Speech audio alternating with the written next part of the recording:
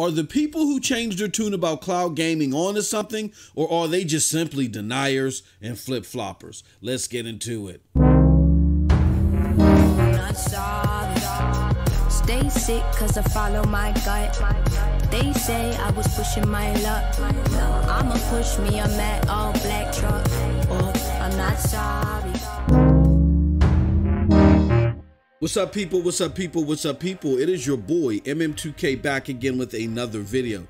Do me a huge favor before we get into this one. Hit that like button, hit that subscribe button, rock those bells for notifications, please, so you know when your boy's dropping these doses. I appreciate all of y'all straight up because y'all know the deal. I am not too proud to ask. Okay, let's get into it. All right, what do you see on your screen here? Let me increase this for those that are watching this video. This is an article from Forbes.com, and the article reads, "There is no console war because Xbox moved on and left PlayStation behind." Now, I'm not going to do what I normally do, which is like go through this particular article and, you know, lay out points within it. It's a good read from a certain perspective, so definitely I recommend that you guys take a look at it, and I'll leave a link to it below. That being said, this headline alone has caused a lot of ire and a lot of attention and a lot of back and forth in the gaming community, particularly with the dedicated device crowd, as I like to call them, right? But here's the part of the article or the vibe that people are getting from this that I kind of like disagree with. I said it a while ago. The console war been dead. And I remember I was laughed at for saying that. And where I wasn't laughed at, people contended it. And I try to tell y'all gotta follow the truth, baby. Follow your boy MM2K to the promised land. I will not lie. I will not lie to you. I don't lie for clicks. I don't lie to kick it. I'm telling you the truth, okay? I said this a while ago in response to Sony accepting the white flag being waved by Xbox's new regime a while ago. Don't know what I'm talking about? Back in May 22nd of 2019, golly, I dropped a video where I said the console war is officially dead. The truth on why. Go to my main MM2K gaming channel to see that video. It'll enlighten your hearts, all right? But back to the subject matter at hand. Again, I've been said this a while ago. Again, this was said in response to Sony accepting Xbox's white flag once Phil became the studio head or the head of Xbox, and they went into this whole kumbaya state of mind. Therefore, signaling, once that was done, that the battle solely for the living room is over. I get into that in the video. So that at the heart of the matter is what the console war is all about. Nonetheless, the competition still lingers. I'm not saying that competition is over. Some people misconstrued that. No, the console war, the battle for the living room is over. Sony still wants blood. In a full-scale eco war this time, though. The fight has left the bar as far as they're concerned, and they want it to spill over into the street, where Microsoft is saying, no, we're done fighting out here like this in an archaic fashion. Come and meet us in the ring. You know what I'm saying? And Sony's still swinging beer bottles and chairs at the back of their heads. You know what I'm saying? But again, Xbox is looking back and saying, you're not worthy for a fight out in the street. And they're eyeballing Amazon and Google. Many look at this as being signs that Microsoft finally is bowing out. And again, we just laid it out for you. Check out my video. This is so wrong. They've been bowed out. Sony been took their flag. So if this already happened, it can't happen again, right? This ain't double jeopardy, right? So what's behind it? Here's what's behind the latest pivot and what Phil Spencer had to say, what's led to all this. Simply cloud gaming. Now, my Xbox brethren, I find this very funny with you guys and gals.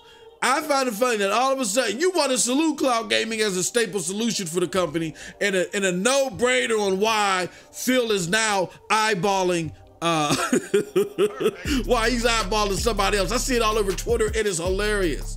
When just a little over a month ago, they were echoing Phil's words, quote, Or you know what, maybe I shouldn't say quote, I'm paraphrasing here. You know I'm an old guy. But basically what he said is cloud gaming is only good when you're away from your console.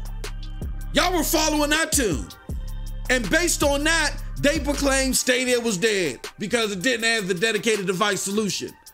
Now Phil is saying that these people like Google and possibly Amazon, and let's throw Nividia, Geforce is in the room too, is in the discussion. These people are in the lead because now they have the potential to reach 8 billion gamers. Now it went from 1 to 2 back down to 1. Now it's 8 billion gamers, and we need to catch up.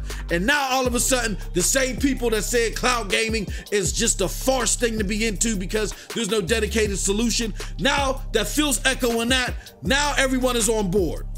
Because of this is what y'all need to understand, Xbox. This is why I'm so hard on y'all and I'm so hard on your leader. Because of this, the Xbox community has no understanding of how silly they look to the outside world right now. Your belief system is driven solely by the words of one man. It looks pathetic, so pathetic that you pivot everywhere he turns at reckless abandon. No wonder why Xcloud is dead last in performance and lacks in consistency. It's just a full embodiment of its leader and its hive-minded diehards. On to the next one. Now on to Sony. It's like I told y'all eons ago. Sony understands the ramifications of cloud gaming and what it has for the gaming future, but they are way more measured in their approach. They don't need to do day and date out the gate, but it's coming. You don't believe me? Oh, you think MM2K's full of bullpucky, right? Okay, well, take a look at this. I go back to the aforementioned video that I did. In the aforementioned video, you see a little man there with the little hand there and he's pointing. All right, this is from a slide presented by the new head of PlayStation currently, your homeboy Jim Ryan. The same Jim Ryan that, you know, under people's breath, people are cursing out some of the diehards at PlayStation, but then don't come out here with the full console war armor on and say, no, this ain't happening, that ain't happening, that will never happen, all right? Here's a slide that Jim Ryan presented himself to Sony investors. He said, it clearly says here, our vision, a massively enhanced PlayStation community where enriched and shared PlayStation experiences can be seamlessly enjoyed independent of time and place, with or without a console. Woo! Look at there, look at there. Boy, look at there. All right. Now y'all may be saying to yourself, MM2K, you hopping out the window on that one. No. Maybe he was drunk, too much beef eaters, you know what I'm saying? No, that's not what he meant. Boom. Next slide. Boom. Goes the dynamite. Next slide from Jim Ryan, same presentation, where Sony talks about their mainstream business model. Look here, in the PlayStation 1 and the PlayStation 2 era, it was solely through CDs and DVDs. The PlayStation 3 and the PlayStation 4 era, their mainstream business model was via Blu-ray and download. In this generation, the mainstream business model will be Blu-ray, download, and streaming. Now, here's where the damage control really falls off the rails because people try this all the time. Well, they're just saying how games can be delivered, but Notice here with the PlayStation 3 and the PlayStation 4 era, you know what's not here? Streaming. Why isn't streaming there if they're just talking about delivering games to you any old way? So if you put on your thinking caps, I know some of y'all went to finished grade school. I know just a couple of y'all where you connect the dots and you look at the reasoning behind it. If you connect the dots, mainstream business model means how they're going to deliver their stuff to you day and date. That's why streaming isn't here, because it's not being delivered day and date. So at some point in time, next generation, it's coming day and date, all right? So let's stop the foolishness. It's coming. So even though PlayStation is more grounded in their approach, and now they're, and that's how they should be. You know what I'm saying? They're all about the here and now because they're not going day and date tomorrow. They don't need to, really. And Jim Ryan has said himself, he's understanding of the controversy that surrounds going day and date, especially when they really don't need to. So that's why in the one interview he used words like, we want to handle our launch titles with care and love like an abandoned child. That's why he's talking that stuff, because he understands the controversy behind doing day and date. And simply put, they don't need to do it right now. You know what I'm saying? But it's definitely in their plan, in their strategy as they present it to the investors. And see part 2 of this video as I get more explicit on that and talk about why Xbox really should be thinking more about the here and now. That being said, even though that's the case, believe you me, they are building their stuff up to get their infrastructure on par to do just that.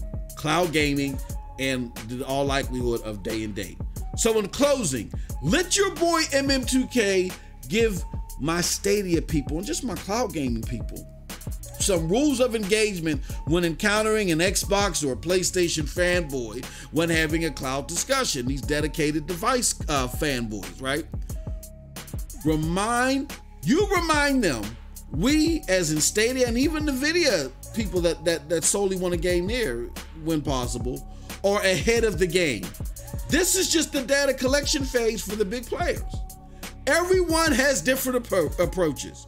Google decided to get an upfront investment for those to help test prior to a full-scale launch, which of course includes the base model. Nividia is implementing play sessions to keep participation balanced. Xbox is giving you free titles to select participants to help in its efforts. But none of the major players, whether you're in the game now or you plan to be it in the future, none of the people who matter believe Stadia or cloud gaming is dead.